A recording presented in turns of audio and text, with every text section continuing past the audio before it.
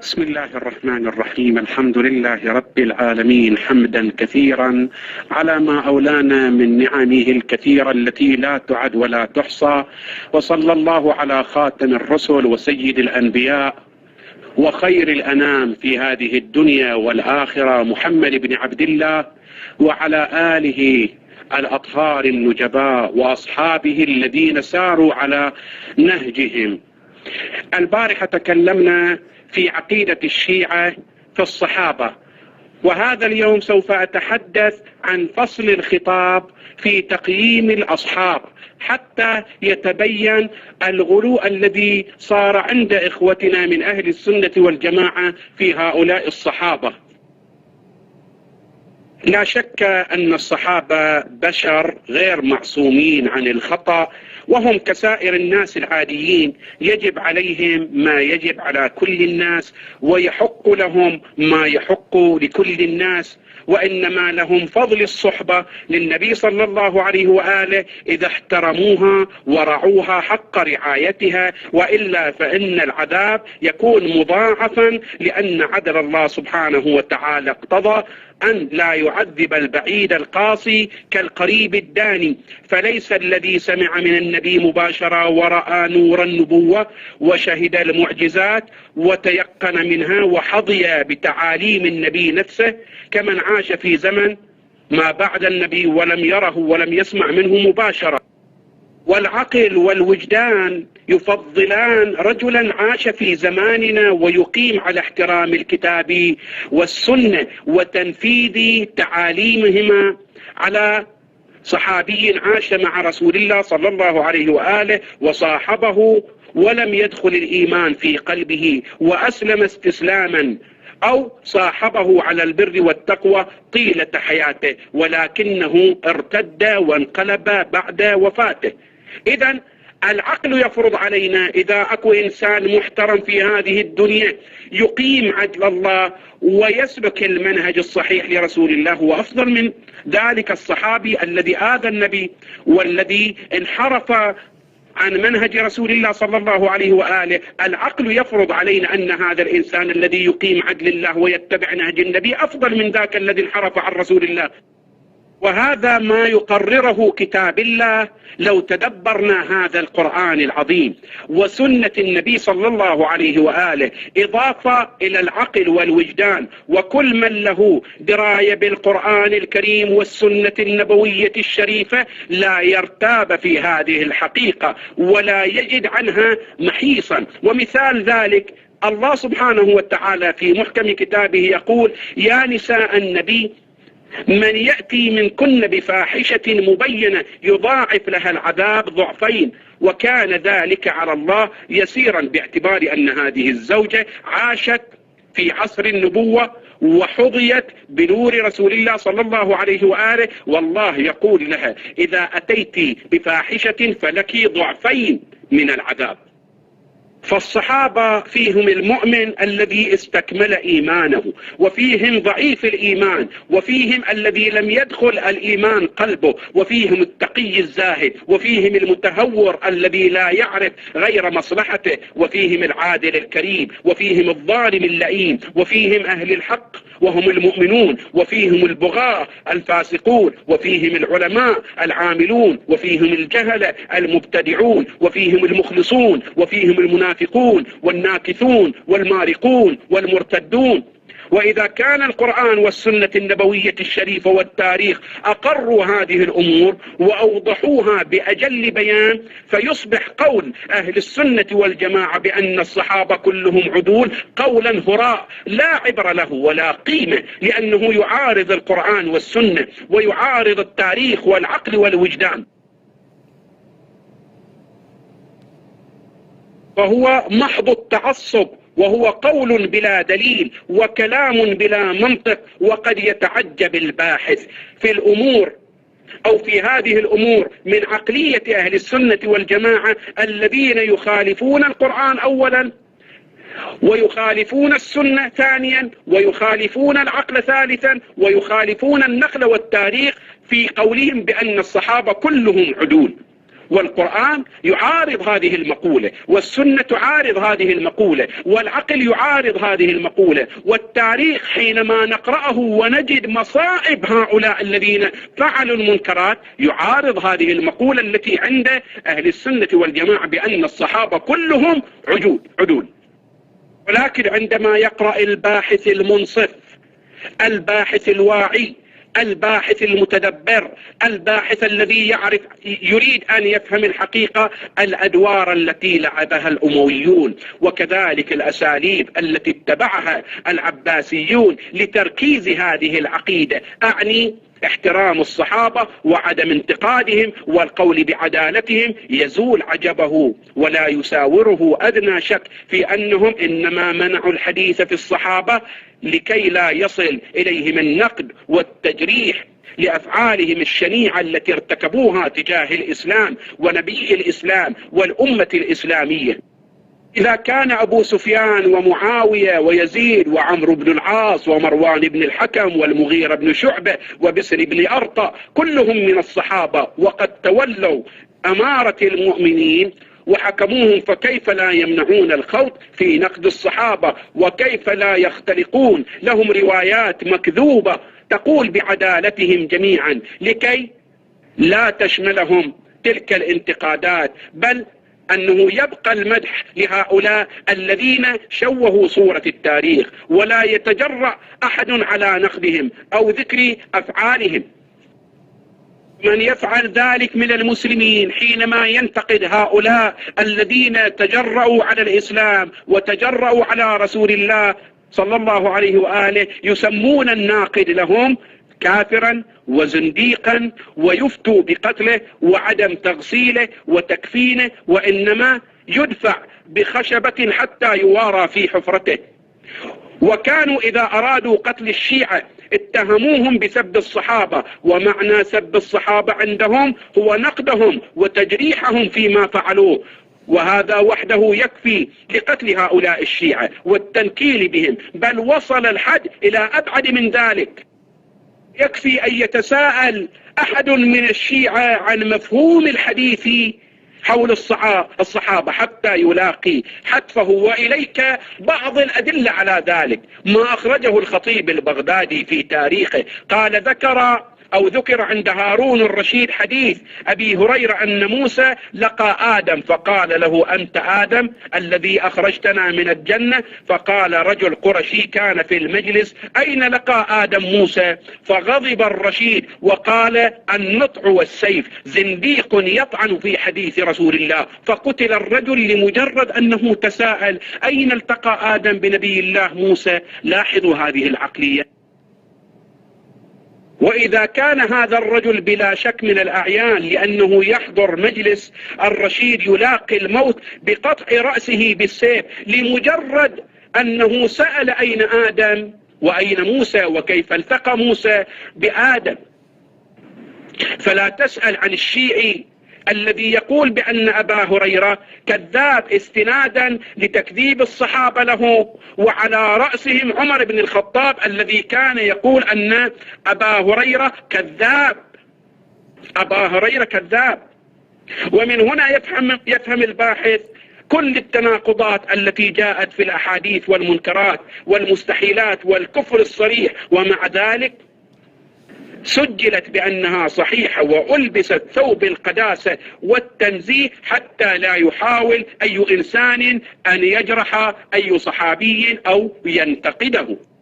قل ذلك لأن النقد والتجريح كانا ممنوعين ويجران إلى الموت والهلاك، بل إن الذي يتساءل عن بعض المعاني ليصل إلى حقيقة معينة ويشم منها رائحة التفتيش والتنقيب فهو مقتول لا محالة له، ليكون مثالا لغيره، فلا يجرؤ أحد بعده أن يتكلم في هؤلاء الصحابة مباشرة، يقطع رأسه لأنه تحدث عن صحابي أو سأل ماذا فعل هذا الصحابي، وهل كان هذا الصحابي على نهج رسول الله أو خالف، أو يسأل مثلا لماذا هذا الصحابي شرب الخمر ولماذا عمر حده وجلده، فيقوم هؤلاء الناس بتكفيره وأنه زنديق وأنه طعن في صحابة رسول الله الذين هم عدول.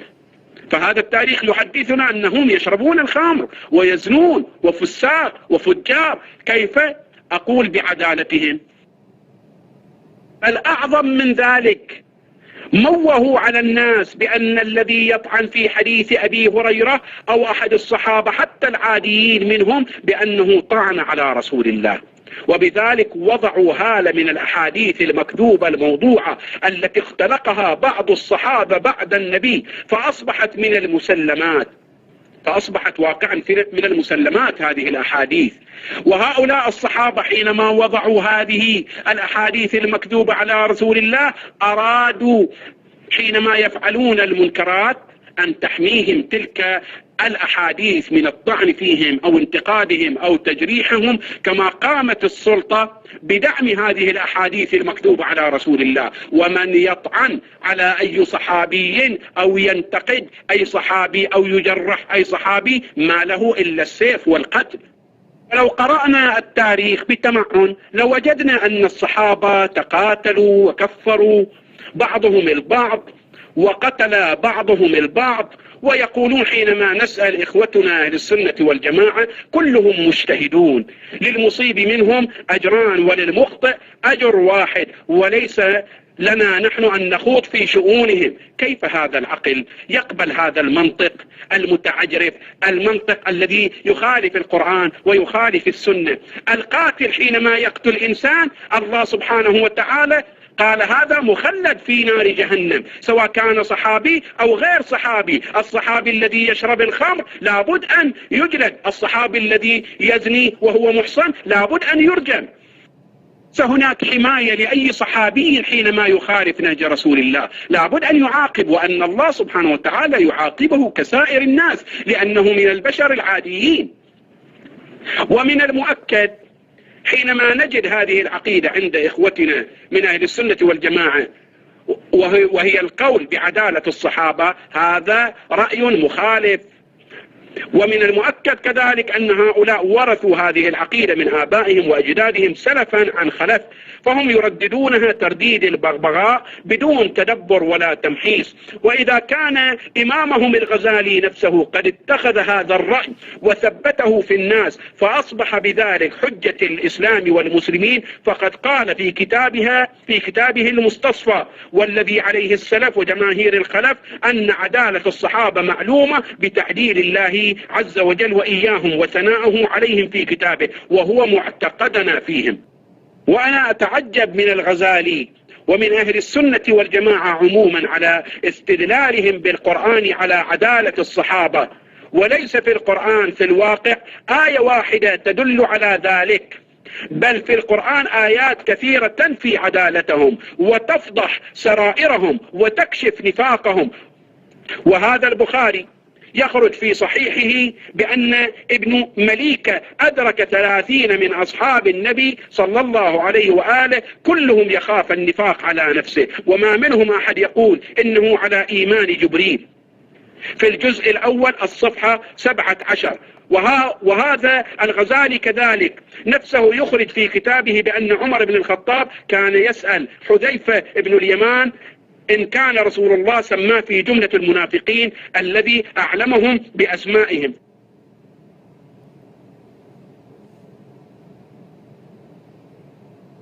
إذا لا عبرة لقول من يقول بأن المنافقين ليسوا من الصحابة، إذا عرفنا أن المصطلح الذي اتفقوا عليه هو ما سمعناه آنفا، أن كل من رأى رسول الله مؤمنا به فهو صحابي حتى لو لم يجالسه. وقولهم مؤمنا به فيه أيضا تكلف، لأن كل الذين صاحبوا النبي نطقوا بالشهادتين وقبل النبي صلى الله عليه وآله منهم ذلك الإسلام الظاهري، وقال أمرت أن أحكم بالظاهر والله يتولى السرائر، ولم يقل في حياته لواحد منهم أنت منافق فلا أقبل منك إسلامك. ولذلك أيضا نجد النبي صلى الله عليه وآله يسمي المنافقين بأصحابه وهو يعلم نفاقهم. وإليكم بعض الأدلة.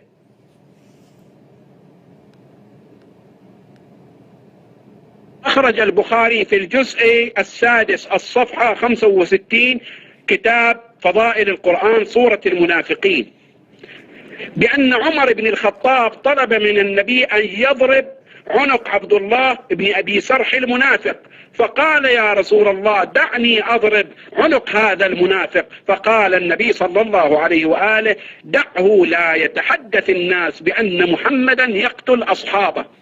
وقد يحاول بعض العلماء من أهل السنة والجماعة إقناعنا بأن المنافقين كانوا معروفين فلا نخالطهم بالصحابة أو نخلطهم بالصحابة، وهذا أمر مستحيل لا سبيل إليه، بل المنافقون هم من جملة الصحابة الذين لا يعلم خفاياهم إلا الله، وقد كانوا يصلون ويصومون ويعبدون الله ويتقربون إلى النبي بكل الوسائل، وإليكم كذلك الدليل. هذا البخاري يخرج في صحيحه الجزء 4 الصفحة 179 بأن عمر بن الخطاب طلب من رسول الله مرة أخرى أن يأذن له بضرب عنق ذي الخويصرة عندما قال للنبي اعدل، ولكن النبي صلى الله عليه وآله قال لعمر دعه فإن له أصحابا يحقر أحدكم صلاته مع صلاته وصيامه مع صيامه، يقرؤون القرآن لا يجاوز تراقيهم، يمرقون من الدين كما يمرق السهم من الرمية. النبي يتحدث عن هؤلاء الصحابة الذين رأوه وجالسوه وتعلموا منهم، ويقول أن هؤلاء منافقين، هؤلاء سوف يخرجون من هذا الدين بل يمرقون من الدين كما يمرق السهم من الرمية. النبي يتحدث عن هؤلاء الذين كانوا معه من الصحابة، والذين قالوا أهل السنة بأنهم كلهم عدول. ولست مبالغا إذا قلت بأن أكثرية الصحابة لم يكونوا بعيدين عن النفاق بما قرره كتاب الله في العديد من الآيات، وبما قرره رسول الله في العديد من الأحاديث. فمن كتاب الله عز وجل قوله تعالى بل جاءهم بالحق وأكثرهم للحق كارهون. الله يقول أن هؤلاء حينما جاءهم الحق ابتعدوا عن الحق وكرهوا الحق، والله يخاطب الصحابة في الرعيل الأول. هذه الآية الأولى سورة المؤمنين 70. وقوله الإعراب أشد كفرا ونفاقا، أين الإعراب؟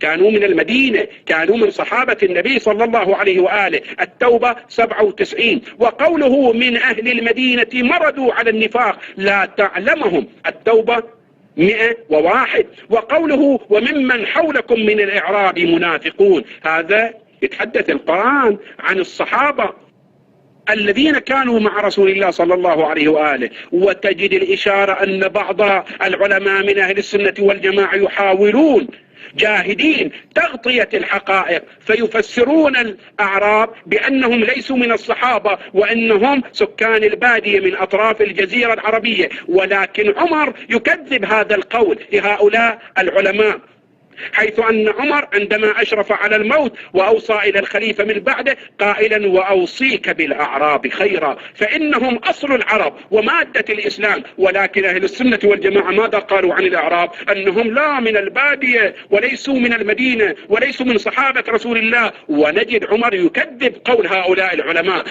من أهل السنة والجماعة الذين يريدون أن يغطوا على جرائم هؤلاء الصحابة.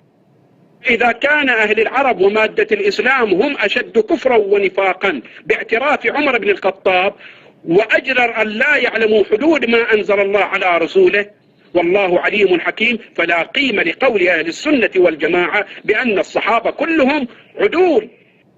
حتى أبين أكثر ويتحقق الباحث بأن الأعراب هم أنفسهم عامة الصحابة، فقد جاء في القرآن الكريم بعد ذكر الأعراب أشد كفرا ونفاقا قال سبحانه ومن الأعراب من يؤمن بالله واليوم الآخر ويتخذ ما ينفق قربات عند الله وصلوات الرسول ألا إنها قربة لهم سيدخلهم الله في رحمته إن الله غفور رحيم. الله بعض الأحيان يمدح من كان من الأعراب مؤمنا صادقا، أما من كان من الأعراب فاسقا فاجرا لا يقيم له القرآن وزنا ولا يقيم له رسول الله صلى الله عليه وآله وزنا. هذا ما جاء في القرآن. أما ما قرره رسول الله صلى الله عليه وآله في السنة النبوية الشريفة فقوله يؤخذ بأصحابي إلى النار، فأقول يا ربي هؤلاء أصحابي، فيقال إنك لا تدري ما أحدثوا بعدك، فأقول سحقا لمن بدل بعدي، ولا أراه يخلص منهم إلا مثل حمل النعم إلى أحاديث أخرى كثيرة لا نريد التعرض إليها من أجل الاختصار، وليس هدفنا البحث في حياة الصحابة كي نطعن بعدالتهم، فالتاريخ كفانا مؤونة ذلك، وشهد على البعض منهم بالزنا وشرب الخمر وشهادة الزور والارتداد وارتكاب الجرائم بحق الأبرياء وخيانة الأمة، ولكن نريد فقط أن نبرز بأن مقولة عدالة الصحابة كلهم هي خرافة وهمية جاء بها أهل السنة والجماعة. تستروا على ساداتهم وكبرائهم من الصحابة الذين أحدثوا في دين الله وغيروا أحكامه ببدع ابتدعوها.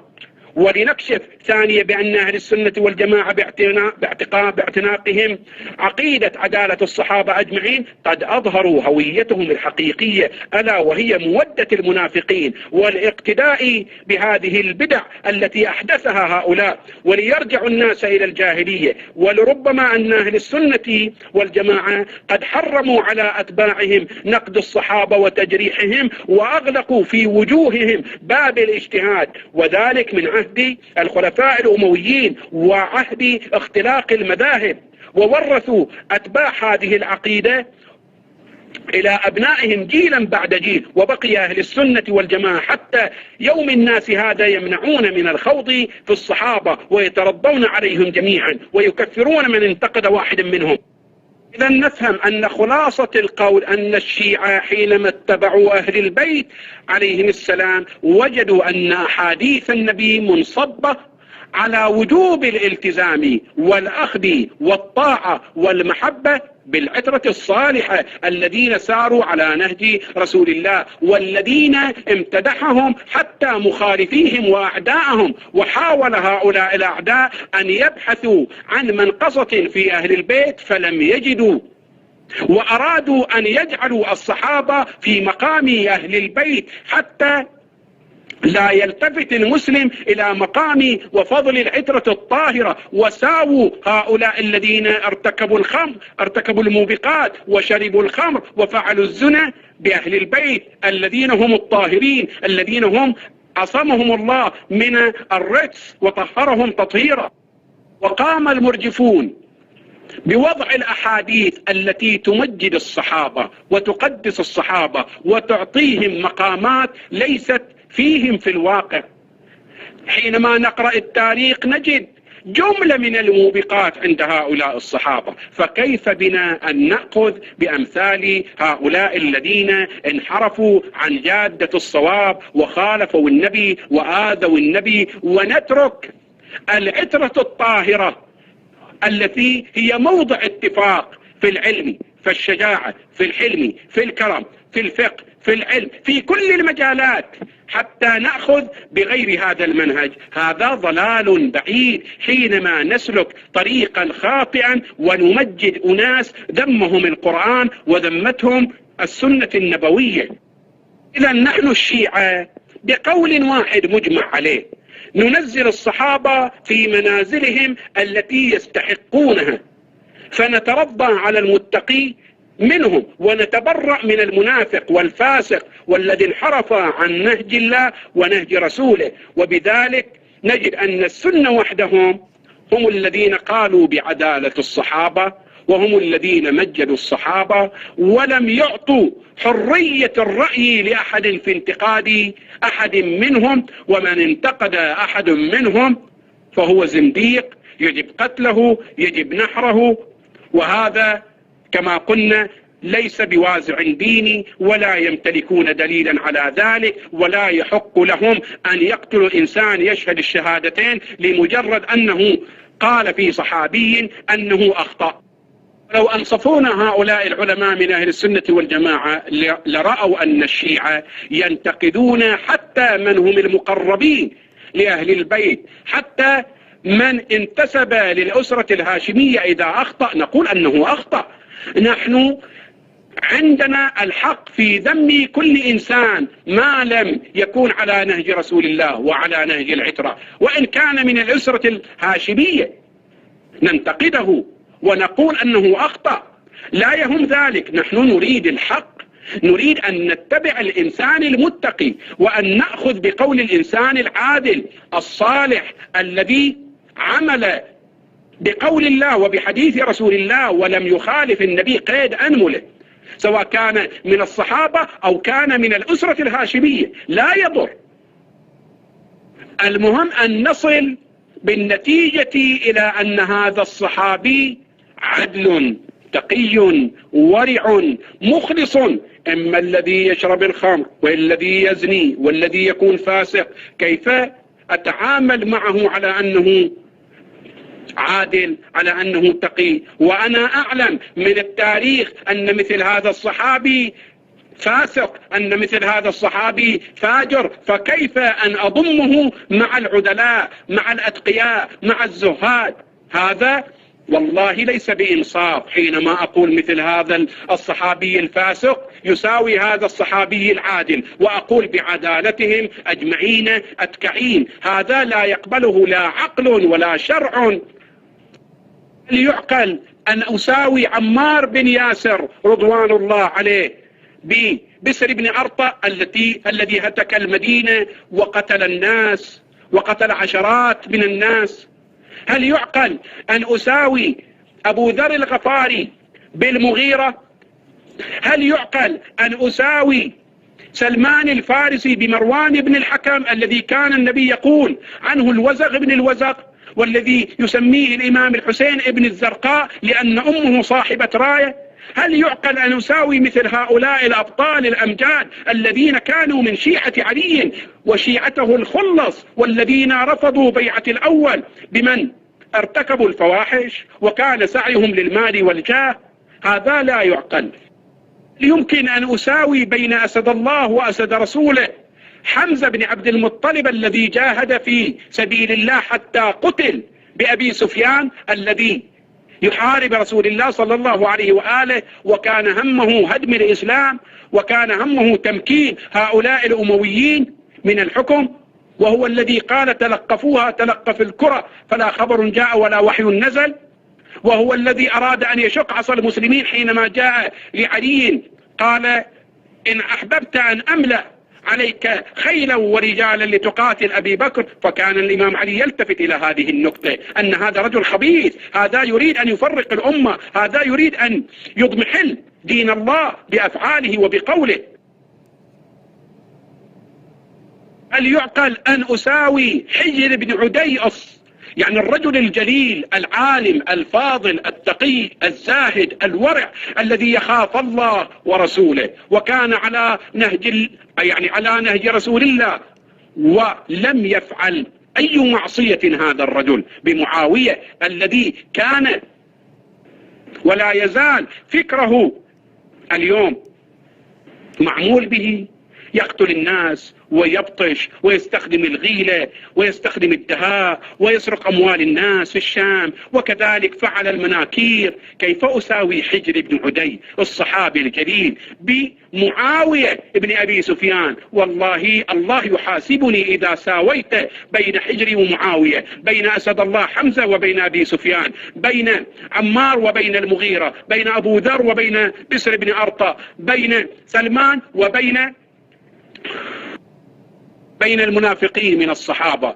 هذا ليس من العدل في الواقع. الله سبحانه وتعالى يقول أنك ظلمت نفسك أيها الإنسان حينما تساوي بين هؤلاء الأتقياء وبين هؤلاء الفجار، وتقول أن الكل عدول وأن الصحابة كلهم عدول وفي مستوى واحد. أنا أنصح أهل السنة والجماعة أن يراجعوا التاريخ ويراجعوا آيات الله ويراجعوا السنة الصحيحة، وهذا النبي يخبر عنهم حينما يلتقي معهم في الحوض ويقول أصحابي أصحابي، ثم يقول سحقا لأصحابي لأنهم بدلوا وغيروا وأحدثوا. وأي صحابة هؤلاء الذين يقتل بعضهم بعضا؟ وأي صحابة هؤلاء الذي يسب بعضهم بعضا؟ وأي صحابة هؤلاء الذين يتنابزون بالألقاب ويشتمون بعضهم بعضا؟ وكيف نقول أن النبي قال أن هناك 10 من المبشرين بالجنة وكل منهما يقتل الآخر وكل منهما يحارب الآخر، وعندهم رواية إذا التقى المسلمان بسيف واحد، وهذه يرويها ابن تيمية، إذا التقى المسلمان بسيف واحد فكلاهما في النار، القاتل والمقتول. إذا معاوية وعلي كلهم في النار على هذه الرواية، وهذا لا يعقل بحال من الأحوال. إذا لابد أن ننقح تراثنا ونرجع عن هذا القول الذي لا قيمة له والذي يعارض الكتاب ويعارض السنة ويعارض التاريخ. نطلب منكم رجاء ونتمنى منكم أن تقفوا عند هذا الحد في قولكم بعدالة الصحابة، في قولكم بأن هؤلاء أفضل الناس. الصحبة وإن كانت فضيلة لا تعني أنهم لا يعاقبوا، لا تعني أنهم لا يحاسبهم الله، لا تعني أنهم يدخلون الجنة بلا سؤال وبلا أي حساب. هذا فهم خاطئ. عليكم أن تراجعوا حساباتكم وتتوقفوا عن قتل الشيعة وإراقة دمائهم بهذه الفرية التي ادعيتموها وصدقتموها سلفا عن خلف. هذا القول والله جر على المسلمين الوبال. كل قطرة دم تسال باسم هذه القضية فهو تتحملون أنتم مسؤولية هذا الأمر، وأن الله سوف يسألكم عن كل قطرة دم تراق. حينما ينتقد الإنسان الصحابة فله كامل الحرية. لا تمنع الناس حينما يحققون في مثل هذه القضايا. هذا تاريخ يجب أن يناقش، هذا سيرة يجب أن نأخذها بعين الاعتبار. نجعل الحرية في قلوب الناس، لا نكبت على الناس حريتهم ونقول لا تناقشوا في هؤلاء الصحابة فكلهم عدول. إلى هنا أختم كلامي داعيا لكم بالتوفيق والسداد إن شاء الله، وآخر دعوانا أن الحمد لله رب العالمين، وصلى الله على محمد وآله الطيبين الطاهرين.